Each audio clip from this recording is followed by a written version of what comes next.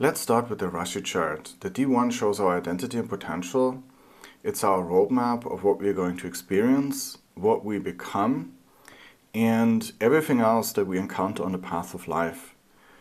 And it shows whether our life journey is going to be smooth or difficult. So now let's have a look at this woman's journey.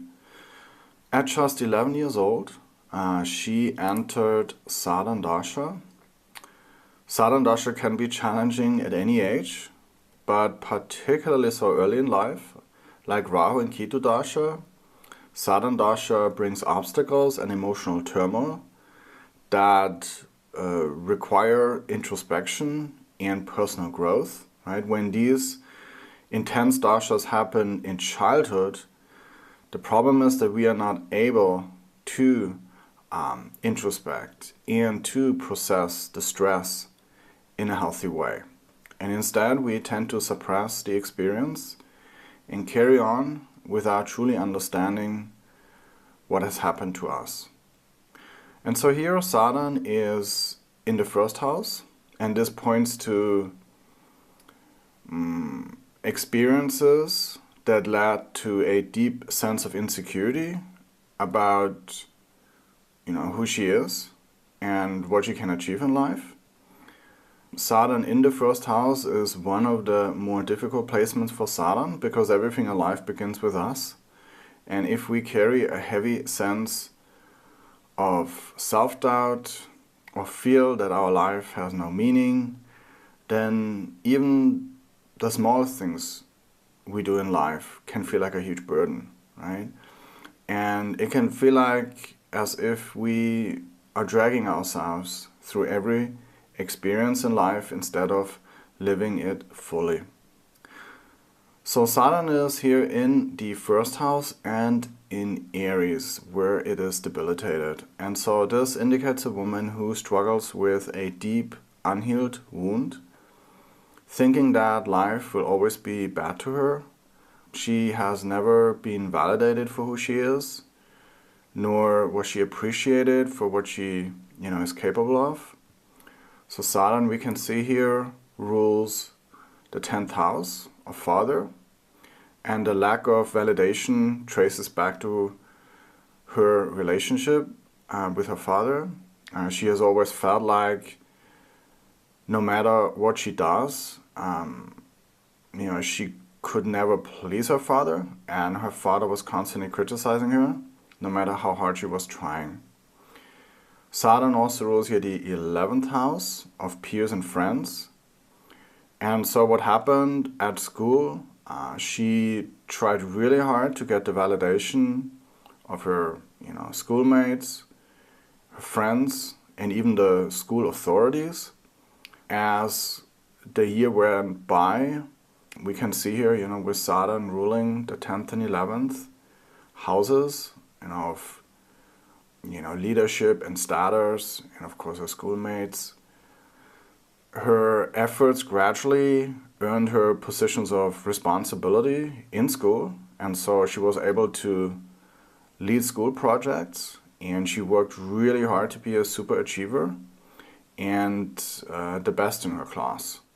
But beneath those actions, we can see Sadhan's pattern. Sadhan gives a deep need to compensate for what we feel missing inside. Right? Sadhan makes us work harder, usually out of a sense of lack.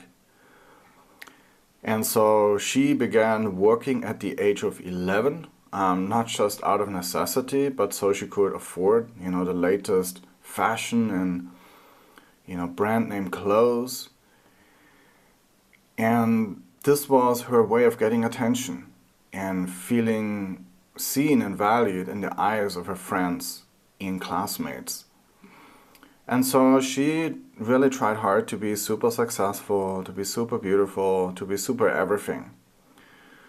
And then we can also throw in Rahu here into the mix, right? Because Sadhan is here conjunct with Rahu in Aries and the first house. And so Rahu is here literally like a megaphone, amplifying her insecurities, right? Rahu loves drama and excess, And so at just 11 years old, she started focusing on her looks. And of course, she worked hard to become a straight A student, and eventually, of course, also a classroom manager. And so doing Sadhana and Dasha, really, she wanted to become a high achiever in every sense. So yeah, she tried really hard to become the best in school, and on the surface, it might have looked like that she was doing really well. But underneath, it was all done out of a desperate act, really, to get the appreciation from her peers, from the school authorities, from her father. But the problem is that Saturn is a cruel planet, and no matter how much that she tried during Saturn Dasha, she never felt really happy.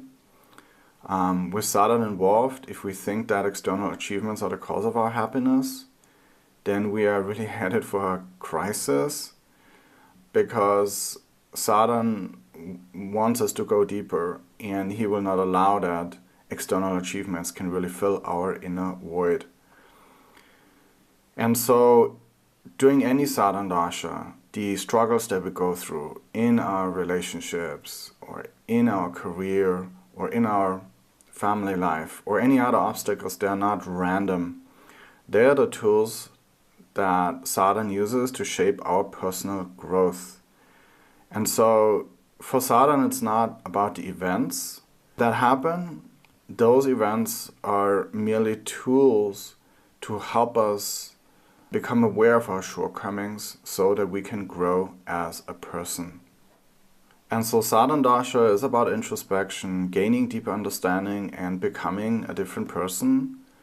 And so this is really the silent gift that Saturn gives us. That Saturn can help us, strip away those false layers that we have built to protect ourselves.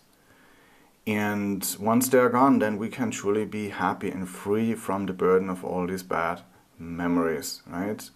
The transformation can begin when we stop listening to the negative story that keeps repeating in our mind. And instead we can choose to be positive, to be kind to ourselves, and learn to love and appreciate our life.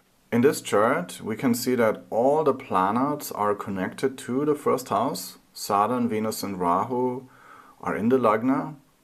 Mars is the Lagna Lord, and the Moon is conjunct the Lagna Lord.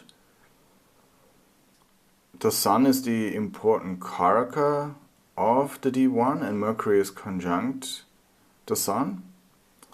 And Ketu's Lord Venus is in the Lagna, and Jupiter is conjunct Ketu. And so what this means that every single Antardasha will put her in a situation where she has to confront herself and her all beliefs about herself and who she truly wants to be. And so every planet is connected to the first house and is going to shape her life trajectory and will push her forward.